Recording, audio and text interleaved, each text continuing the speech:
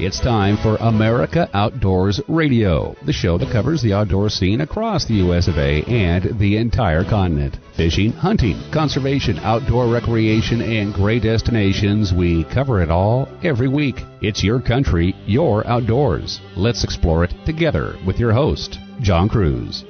Welcome to the show. It is early fall, and I'll tell you what, as far as I'm concerned, it's the most wonderful time of the year. That's because, as an angler, I love the fact that the fall bite is on. All sorts of species are biting hard right now, and this might be the easiest time of year to catch fish because they're all putting on the feed bag before winter. It's also a great time to be a hunter because hunting seasons are opening up right and left all over the country right now. And whether you're a big game hunter or a bird hunter, there's a lot to look forward to. As a matter of fact, I'm going to be scouting some locations for the upcoming duck season this weekend. This week on the show, we've got some great guests for you. One of them is Matt Stewart. He's with the National Wild Turkey Federation, and they are inducting some new members into their National Calling Championship Hall of Fame. Didn't even know there was such a thing, but there is, and Matt's going to tell you more about it and who the inductees are. If you're in the market for a new deer hunting rifle, John Snow, the shooting editor for Outdoor Life, is going to join us and share some of the best deer hunting rifles of 2023,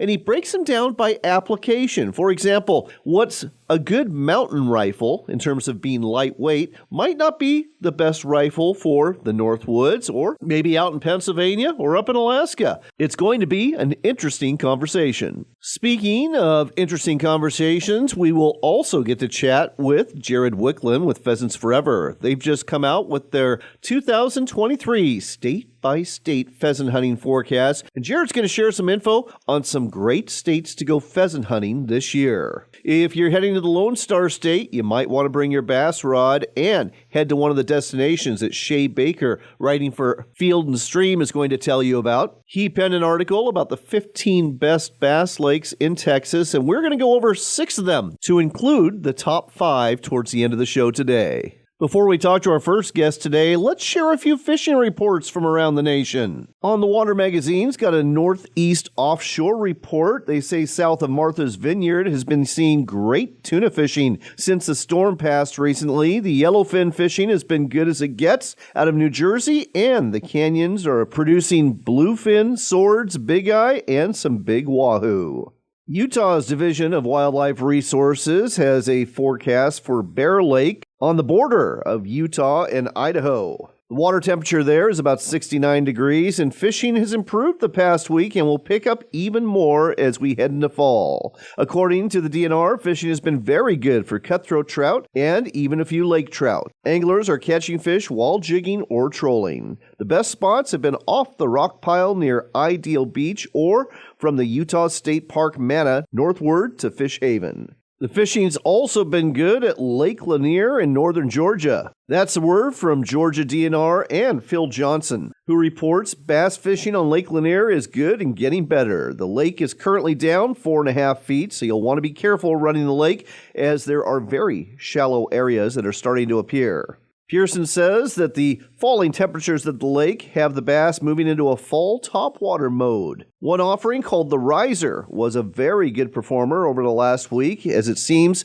it's something new the bass haven't seen. Captain Josh Thornton reports that the crappie fishing is also good at Lake Lanier. They've been finding the crappie 8 to 15 feet deep, over a 20 to 30 foot bottom. Yes, they are suspended, and when it comes to bait, he recommends using small baits like a gray sugar bug. Our final fishing report takes us to the border of Oregon and Washington on the Columbia River, where fall Chinook are on the bite. And places to go right now to find them would include the mouth of the Deschutes River and the mouth of the Klickitat River. You can also find them further upstream at Hanford Reach. And if you're looking for a place to stay in the area and places to eat, maybe guides to book a trip with, go to the Dalles Area Chamber of Commerce website. You'll find information there.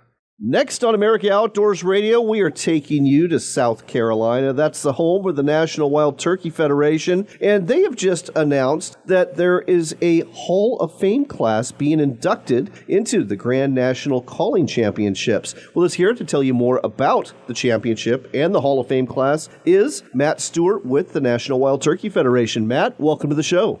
John, thank you. Good to be here. Let's start off talking about the Grand National Calling Championship. When and where does this take place, and what's the format?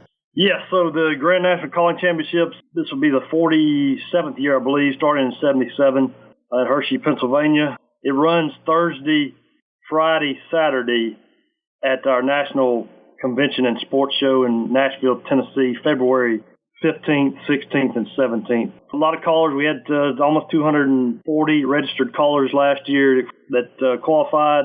Most of them qualify at local regional events to get to Grand Nationals. So we'll start on Thursday, 15th of February in Nashville with owl and gobbling and prelims of our friction division. So it goes from there. Friction division and senior open are the big ones that require qualifications at a local event. You have to win first or finish behind somebody who's already qualified to get to Nashville. So we'll start with 40 to 50 callers in friction and senior divisions, and we'll cut it down. They have prelims on Friday and Saturday, and we'll cut it down to 13 of the top callers in the country. So Thursday and Friday are kind of your prelims, owl and gobbling, and their youth divisions. Certainly we want to spotlight the up-and-coming callers in the future of calling and turkey hunting. So we have youth divisions on Friday evening. Also a team challenge where two callers team up and compete against other callers from around the country. So how long has there been a Hall of Fame for the Grand National Calling Championship?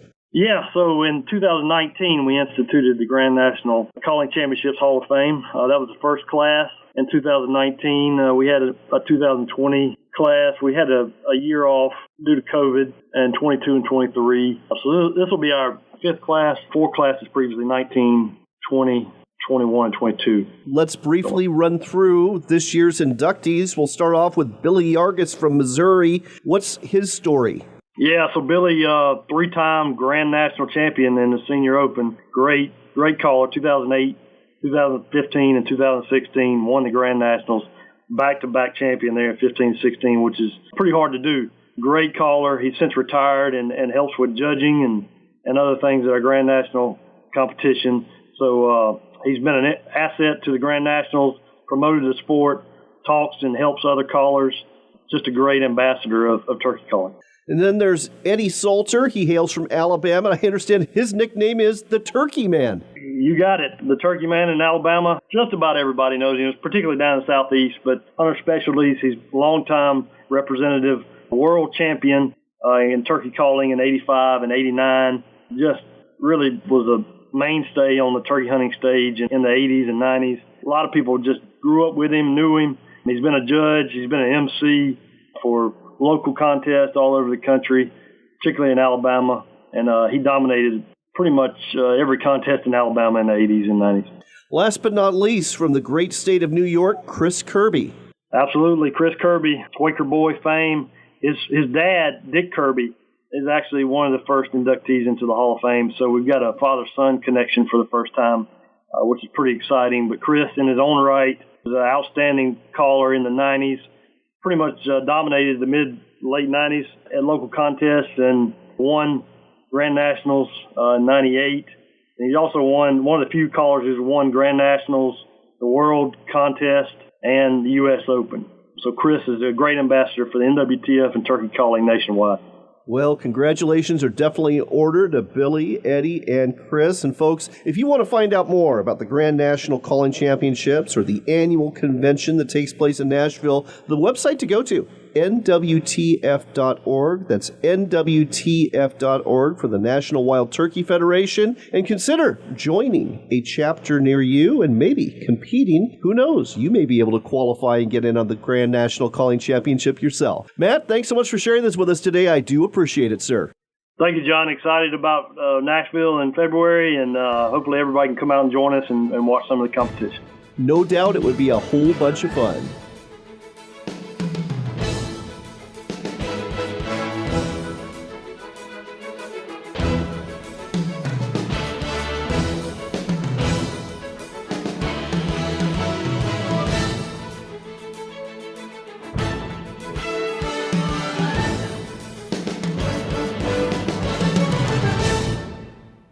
Come explore the Dalles in Oregon for outdoors fun. Hike amongst the wildflowers, bike our riverfront trail, or visit the Gorge Discovery Center where you can enjoy a live raptor display, or even check out our National Neon Sign Museum. But don't forget the fishing. We've got salmon, steelhead, bass, walleye, and monster-sized sturgeon waiting just for you. When the day is done, tell those tall tales at one of our wineries, breweries, or restaurants and plan your next adventure. Find out more at explorethedalles.com.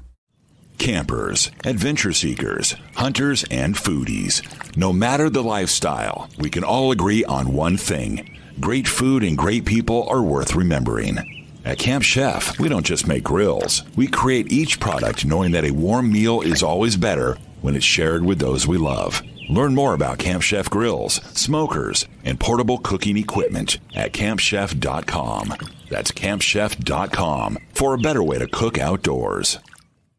Immerse yourself in a complete Alaska wilderness experience through Sportsman's Cove Lodge. Up to 6 of you will spend a week in a beautiful waterfront log home in a secluded cove. Every day is a new adventure. Go on a guided fishing trip or haul in a bounty of shrimp and crab. Visit a Native American village where totem poles are carved. Go on a whale or bear watching trip and return back to your very own place at the end of the day. Find out more about the Alaska Wilderness Experience at alaskasbestlodge.com. That's alaskasbestlodge.com. Hunt of a Lifetime is a nationwide nonprofit organization dedicated to providing hunting and fishing trips to youth 21 and under who suffer from life-threatening illnesses and disabilities. These adventures make big differences in the lives of those who participate in them, and in many cases are literally a dream come true that brings hope and therapy to their lives. Find out more, get involved, or donate today at huntofaLifetime.org. That's huntofaLifetime.org. huntofaLifetime.org.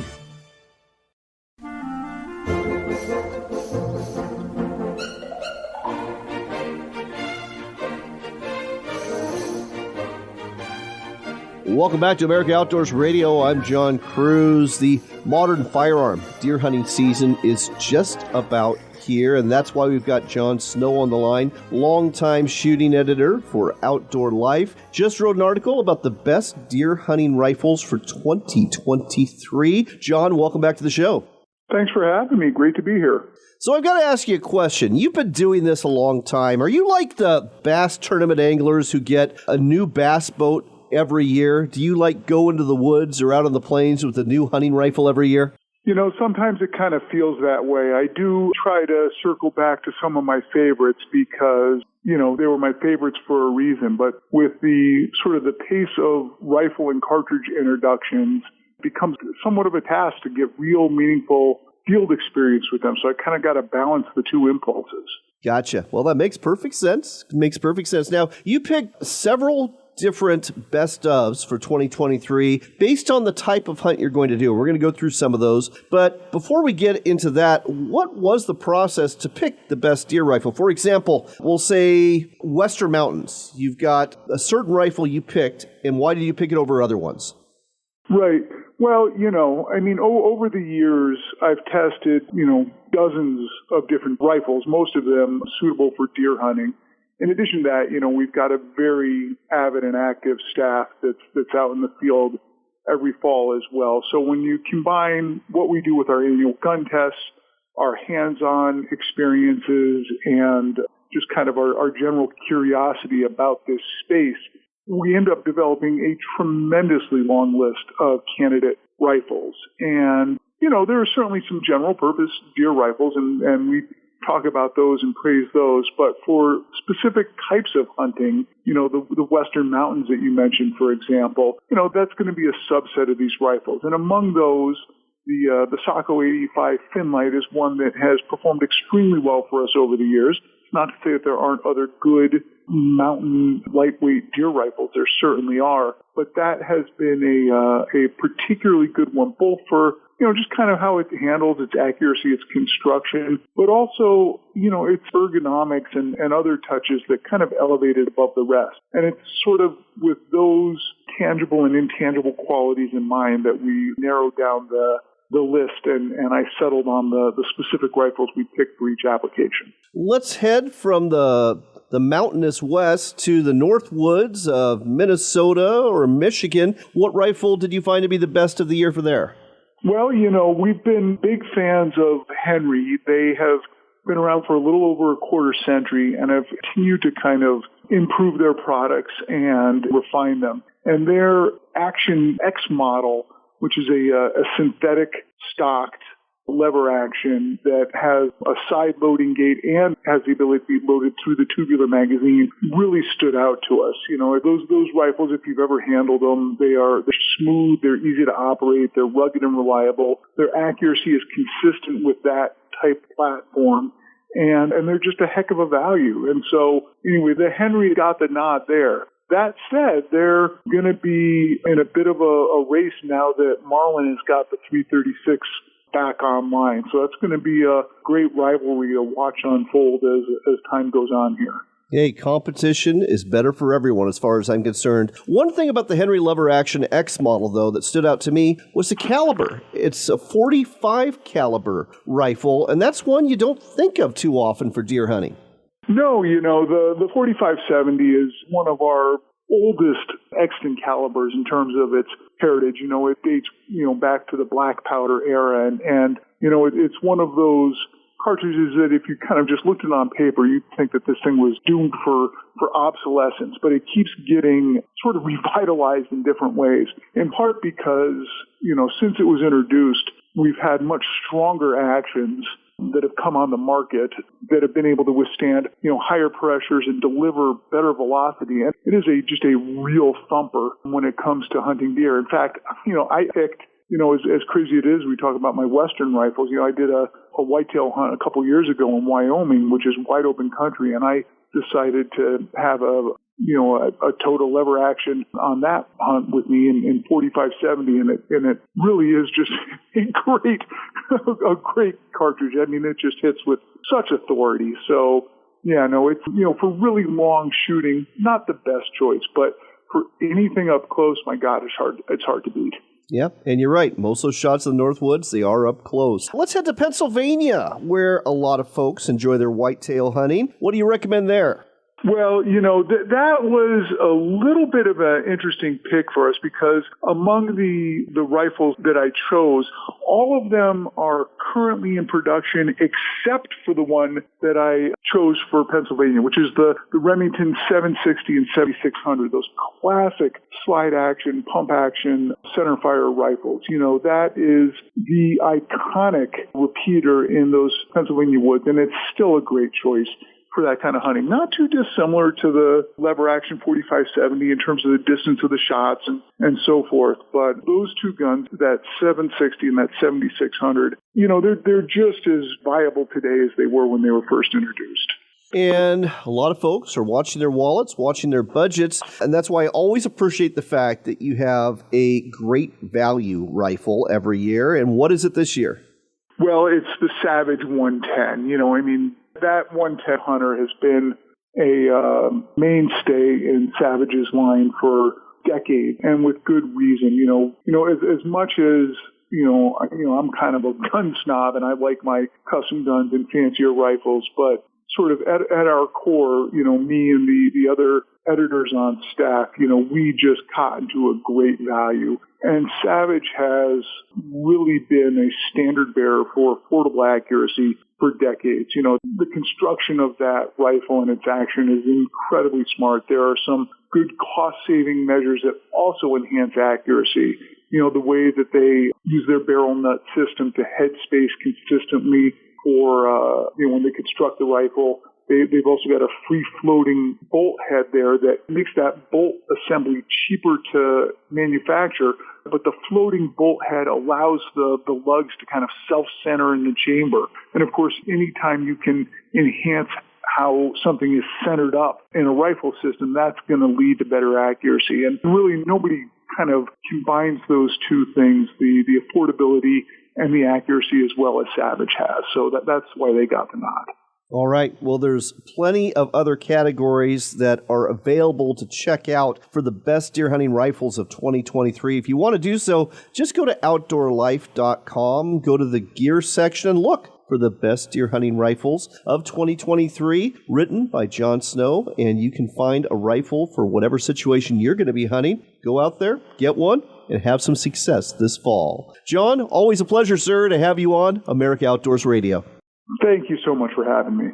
Sticking with firearms and thinking of Christmas already, I've got a great idea for you, and that would be giving somebody a personalized Henry Golden Boy or Golden Boy Silver rifle. Here's what you do. You just buy a Golden Boy or Golden Boy Silver rifle from your local Henry dealer. Think up 20 words that you would like to leave with a loved one for life. Then you purchase a personalized Golden Boy or personalized Golden Boy Silver receiver cover. They'll engrave the message for you at Henry Repeating Arms, make sure it looks great, and you just replace that standard receiver cover with your new personalized one. No gunsmith needed, just 5 screws holds it together. Box that rifle back up, wrap it for Christmas, and wait for Christmas morning to give somebody a very special gift they will remember the rest of their life. Find out more at henryusa.com. That's henryusa.com. Purchase the best Christmas gift ever today.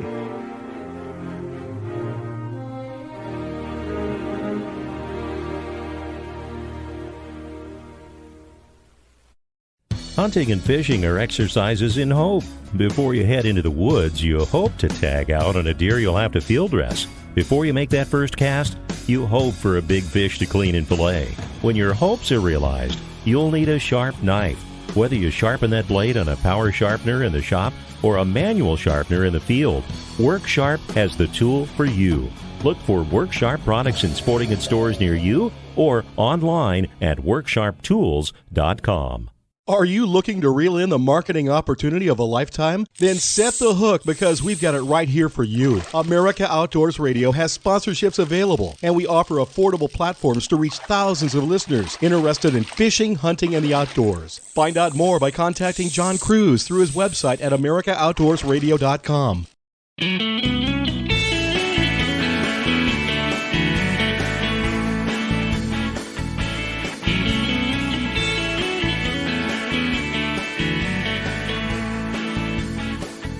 You're back in with America Outdoors Radio. I'm John Kruse. Pheasant season is fast approaching. That's why we've got Jared Wiklund on the line with Pheasants Forever to break down the 2023 pheasant hunting forecast. Jared, welcome back to the show. Hey, John. Thanks for having me. So let's talk about overall trends across the nation for this year. Yeah, overall trends across pheasant country is, I think a lot of us were trying to figure out what was going to happen as we went into winter of last year. Last year, pheasant populations were pretty good across much of the range. And then we went into right around Christmas, we started off with some really nasty weather across most of the pheasant range, especially in the Midwest and also in some of the western states as well. We had some massive winter storms come and dump anywhere from 10 to 18 inches. That iced over. People were seeing pheasants on the side of the road early in the winter, which is not good. So I think a lot of us were wondering what was going to happen, but the spring came quick. There was a lot of moisture, which can be both good and bad, but we've been going through drought in a lot of the country. So, talking with people out on the countryside this spring, summer, and now into early fall, things have been about as green as they can be in a lot of areas that experienced drought for probably 3 or 4 years in a row. So that made for good nesting conditions. And for the most part, there's a lot of states that saw a nice increase in pheasants for this year, which we're really happy about. Well, let's go ahead and dive into some of the states where you have pheasant hunting forecasts. We can't get to them all, but we can certainly get some of the highlights. We'll start off with South Dakota, a state that you and I got to hunt pheasant in a few years ago. Yeah, for sure. So South Dakota, they don't do brood surveys there anymore, but they do harvest surveys. So coming off the 2022-2023 season, the estimate from South Dakota Game Fish and Parks Department is that hunters bagged north of 1.15 million pheasants last year. It was a great season in South Dakota, and like I said, that's one of the states that experienced some heavy winter here coming through the winter of 22-23. But for the most part, they got a lot of rain. There weren't long stretches of sub-zero weather, which can affect pheasants big time, especially if we have some ice. So South Dakota is one of those states that can have a pretty unrelenting prairie winter. But for the most part, they came out of it good. We got a shot in the arm from some much-needed added moisture from snow and rains early on. And, speaking with farmers, speaking with ranchers, speaking with our own biologists, things are actually setting up pretty good in South Dakota. We've got some reports coming in, especially from our staff, of some really, really strong brood numbers in places, both quantity of broods on the landscape and then the number of birds in each one of those broods. I've had people talk about anywhere from 6 to 14 in the brood that was coming through in our reports, which is great. So I think South Dakota is going to be a real winner this year once again. When you couple that with things that Pheasants Forever and our partners have going on, we just launched our PATH program here a couple weeks ago, which I think you and I talked about, but public access to habitat is providing another $25 incentive on top of incentives that are already in place to open up quality land and habitat to public access. So I think you're going to see some good things out of South Dakota this year. Sounds great. Makes me want to drive there right now. All I need is a dog. All right, let's head to a state that most people don't think of as a pheasant hunting state, Missouri. Yeah, Missouri, believe it or not, Missouri can have good pockets of pheasant numbers based on where you are in the state. Those pockets are scattered across the northern part, so you think the top two tiers of counties, north central and northwest are places where people focus on, but even out of the northeast, for folks that go and read our pheasant forecast, there have been some good numbers coming out of the northeast as well. There's plenty of conservation areas in the northern quarter of the state. There's Missouri Recreational Access Program sites, also called MRAP, where private land is leased for hunter access. And one note that we put in our report, too, is that hunters shouldn't overlook Missouri's quail restoration landscapes. It's where habitat work is going on both public and private. And there are pheasants on some of those, but you also get the overlap once quail opens up to harvest quail as well. And in some of those cases, there's densities up to a bird per acre on some of those quail restoration landscapes. So it gives you a really nice mixed bag to chase after in Missouri. And you're close enough to the border where, if you want to hunt Missouri and Iowa, you can sort of cross over there once you get both licenses. So that can be a really fun hunt for people and something that's really overlooked, especially when people are traveling to North Dakota, South Dakota, Minnesota, Iowa, some of those other bigger states that are well known for pheasants. Speaking of Minnesota, your home state, certain you have some personal insight as to how things are going to be. I do, yeah. Minnesota, again, another one of those states where we just had pretty catastrophic winter weather around Christmas time and then stretching into January and February. But we got rid of the snow really quick in the spring, and I didn't have a good gauge or feeling about how things were going to work out. But there was a lot of pheasants on the landscape from last year. We had just absolutely ideal nesting conditions. It was dry, a couple cool nights in there, but it was dry, and then it really, really warmed up earlier in the spring. And that helped pheasant numbers boom. We just had, about 3 weeks ago here, we had our annual forecast come out from the state, and it showed triple-digit numbers as far as pheasant abundance from 2022 to 2023. So if you're coming to Minnesota this year, I think it's going to be a great fall. That southwest portion of the state, which usually has the highest pheasant numbers, once again, is going to reign supreme. You get down anywhere, Brown County, Lincoln County, Yellow Medicine County, Worthington to Minnesota, all those places in the Southwest are looking really, really good this year. And I know for a fact, talking with a farmer buddy of mine who I graduated from college with, he wasn't seeing much early on, and then all of a sudden the pheasants just exploded and came out of the woodwork. So people can look forward to a good hunting season this year in Minnesota. Continuing with states that start with the letter M, let's head to Montana, because I know a lot of pheasant hunters from states like Idaho and Washington and even Oregon who don't have great pheasant hunting necessarily will head to the Treasure State to go after pheasant because it can have some very good hunting there. Yeah, Montana, I actually hunted Montana last year for about the second time ever, and it was a very fun hunt. The nice thing about Montana is when you're chasing pheasants, you're also going to run in, depending on where you are, you're also going to run into sharp-tails, and you're also going to run into Hungarian partridge. Right. Some of the early indications show from guys that are out there right now, guys and gals that have reported back, hunting prairie grouse, are seeing pretty good pheasant populations, especially when you get into, make that switch over from sort of short grass prairie to tall grass prairie and some of those areas, coulees, that are choked with brush and grass. That's when you really start getting into the pheasants. And there's been some pretty good reports. I actually just talked to a friend yesterday that was hunting eastern Montana, kind of southeastern, and he was moving up to northeastern, and he said things look pretty good. So Montana did have successive years of drought and a pretty harsh winter in 2022 and 2023. But again, with that, you get moisture back that helps build habitat, helps grow grass. And anytime we can do that, the birds benefit, especially really good brooding conditions. So that's where we're at in Montana. I think people can still expect a fun hunt out there. Like I said, not just pheasants. You've got a sort of multi-bag experience if you want it. And there's a lot of places to hunt in that state, everywhere from state-owned land, block management, BLM. There's a lot of different options out there for upland hunters, which is a true hunting destination for sure.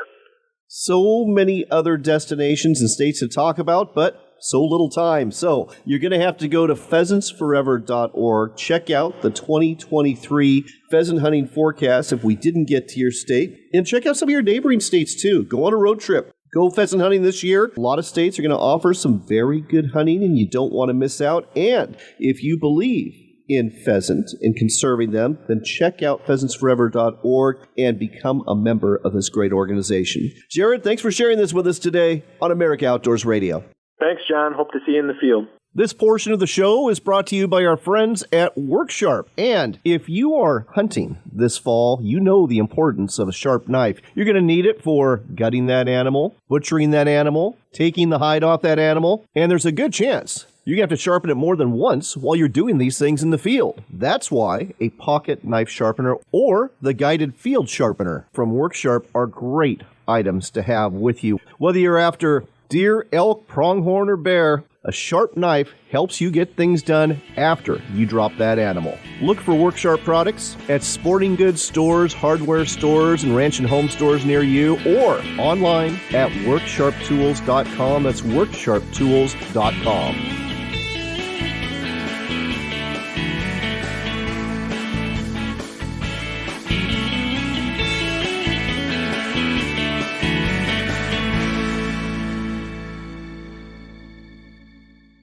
We've been telling you about Sportsman's Cove Lodge in Southeast Alaska for a while now, and there's a reason. They are the only Alaska lodge we talk about in this show. It's because they're truly Alaska's best lodge. The adventure starts with a float plane ride from Ketchikan, after which you'll get the chance to experience some of the best hospitality, food, and wonderful people you'll ever meet. Wildlife is abundant, from bears and deer to eagles and whales, and let's not forget the reason you're here, the fishing. Halibut, salmon, lingcod, rockfish, true cod, and more. It's all waiting for you in abundance at Sportsman's Cove Lodge. Book your trip today at alaskasbestlodge.com. That's alaskasbestlodge.com for Sportsman's Cove Lodge.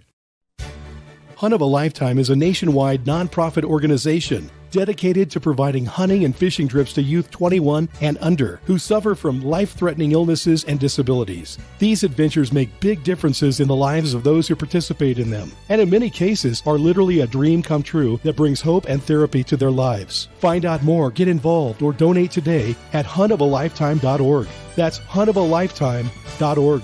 huntofalifetime.org. I'm Anthony Imperato, president of Henry Repeating Arms. Patriotic Americans are looking to protect and provide for their families, now more than ever. Henry has over 200 rifles and shotguns to choose from, made in America or not made at all, and backed by a lifetime guarantee. Go to henryusa.com and order our free catalog, decals, and a list of dealers in your area. That's henryusa.com. Thank you, and God bless America. Attention, small business owners. This could be the most important 10-minute call you will ever make. You may be eligible to receive up to $26,000 per employee through the Employee Retention Credit. Call Omega Accounting Solutions to see if your business is eligible to recover payroll tax paid during the pandemic. All it takes is a quick, easy, free 10-minute consultation to determine your qualifications. Call Omega Accounting Solutions at 800-309-ERC. Omega's knowledgeable staff will streamline the process of filing complicated paperwork. Omega is the small business champion with teams dedicated to maximizing tax credits. CPAs even turn to Omega for ERC guidance. Take advantage of this exclusive small business tax credit before it's too late. The 3-year sunset deadline is setting soon. So find out if you qualify today. Call 800-300-9-ERC. That's 800-300-9-ERC. Or visit OmegaTaxCredits.com. Looking to reel in the marketing opportunity of a lifetime? Then set the hook, because we've got it right here. America Outdoors Radio has sponsorships available, and we offer an affordable platform to reach thousands of listeners interested in fishing, hunting, and the outdoors. Find out more by contacting host John Kruse through his website at AmericanOutdoorsRadio.com. That's AmericaOutdoorsRadio.com. But hurry, if you wait too long, this big opportunity might just get away. That's AmericaOutdoorsRadio.com.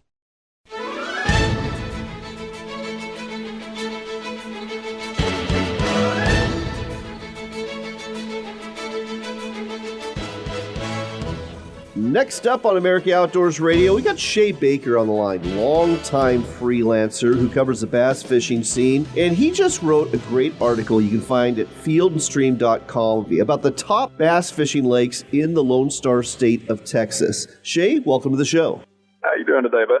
I am doing quite well, and I love your top 15 list. You've got 5 honorable mentions, you've got 5 runners-up, and then you got the top 5. And we're going to go through the top 5 today, but I do want to hit one of the runners-up, and that is Lake Ray Roberts. It's north of Dallas, and that's one lake I'm familiar with. Got to go out on the water as a media observer, watching Chris Johnston do some practice fishing there. I was pretty impressed by that lake.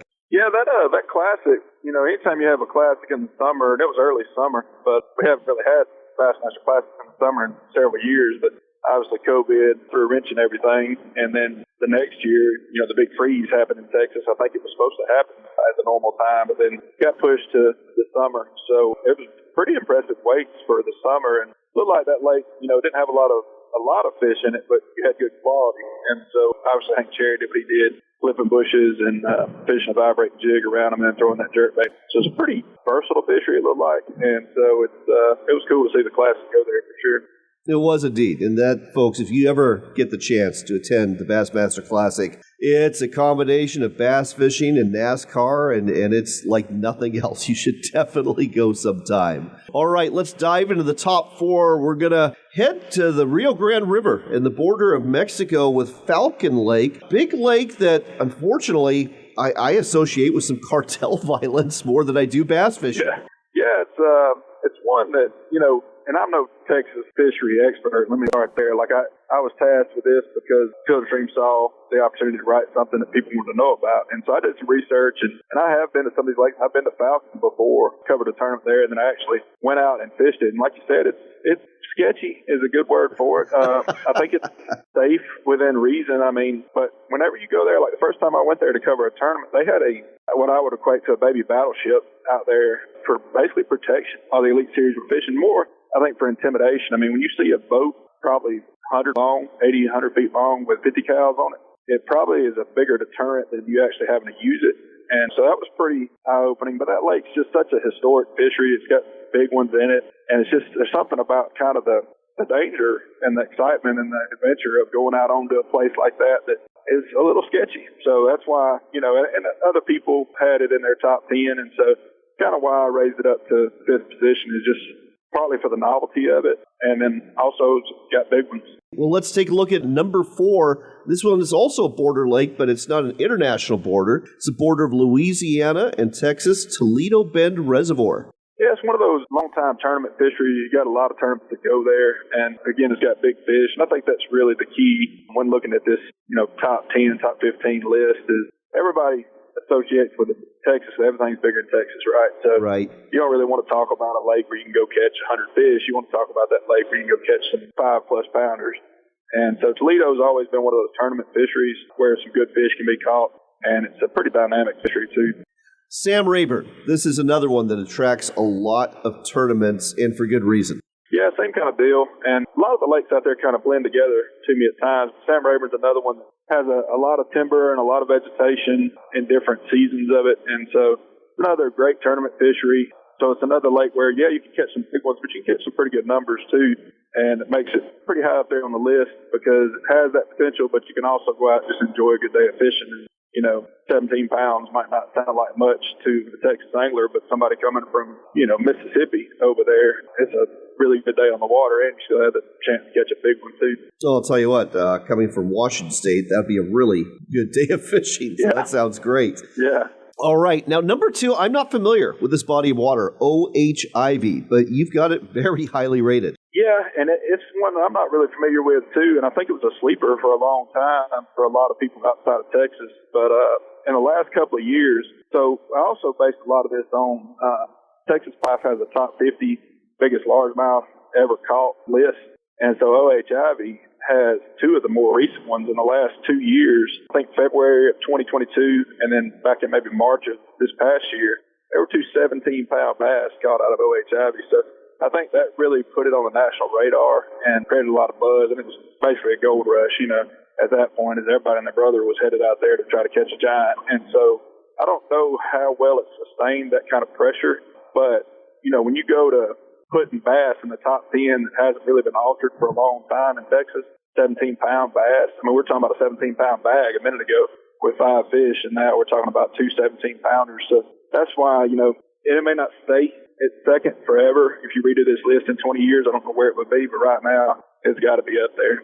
Well, let's talk about number 1. So I live next to a 27,000-acre reservoir where if you catch a 6-pound bass, you're pretty proud of yourself. But Lake Fork Reservoir, the same size, has bass that are really big, weighing more than 17 pounds in some cases. Tell our listeners about this reservoir that was literally constructed to be a bass fishing paradise. Yeah, Lake Fork, when you look at that top 50, you're talking about a 6-pound bass. A 6-pound bass is a non-keeper on Lake Fork. You got to have, I believe they got to be 24 inches, which is essentially an 8-pound bass to even keep. And it is built as a trophy reservoir. So they intentionally have a limit in place. Like I said, I think it's 24 inches and it's 1 per day. So they intend for people to come from all over the country and world to that place and try to catch a fish of a lifetime. And so with that in mind, when they have tournaments there, they'll have exemptions or they'll have straight catch and release to where you can catch a 6-pounder and still weigh it on scales and turn it loose and never have to put it in a live well. But for just a trophy fishery, for what you think about when you think about Texas fishing, and Lake Fork has the top 6 all-time Texas largemouth by weight, and it has 7 of the top 10, with those 2 others coming from OHIV and 2 of those others. And so it's just a fishery that, legends and lore surround. And I've been there a time or 2, and let me tell you, the pressure shows up. It's not easy to catch them, but just knowing you're in and around a place where there's just monsters swimming everywhere, it does create a whole kind of different excitement when you go fishing. Well, like you said, everything's bigger in Texas, and if you want to check out the rest of the best fishing lakes in Texas, just go to fieldandstream.com, look for the article by Shaye Baker, and plan on heading to Lone Star State for either a nice bag of bass or maybe a really big bass the next time you go. Shaye, thanks for sharing this with us today on America Outdoors Radio. Thank you. Enjoyed it.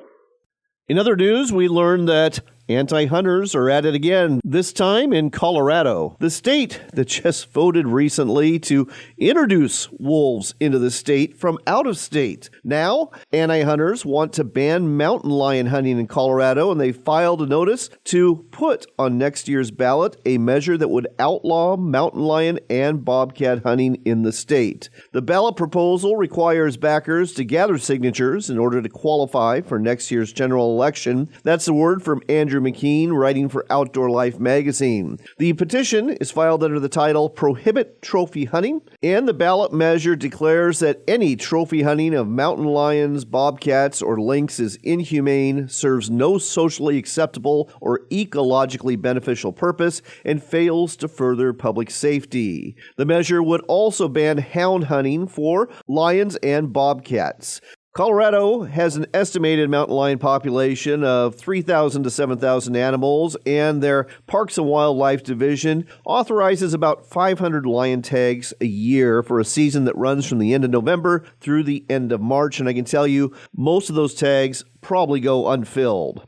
Now, the anti-hunters say that hunting these animals fails to further public safety, but the fact of the matter is they are wrong. And all you have to do is look to the West Coast, some call the left coast, where in California, mountain lion hunting was banned, and there's been an increase in conflicts between humans and mountain lions. We're talking about attacks here since that ballot measure was passed. You're seeing similar things happen in Oregon and Washington, where hound hunting has been banned, and very few mountain lions are taken in either state because it's hard to do without dogs. As a matter of fact, most mountain lions that are taken incidentally by deer or elk hunters who just happen to come upon a mountain lion or vice versa. And in Oregon and Washington in recent years, there have been fatal attacks, not to mention an increase in attacks, especially in Washington state, where populations are expanding when it comes to mountain lions and conflicts are increasing. Part of the reason mountain lions have lost their fear of humans because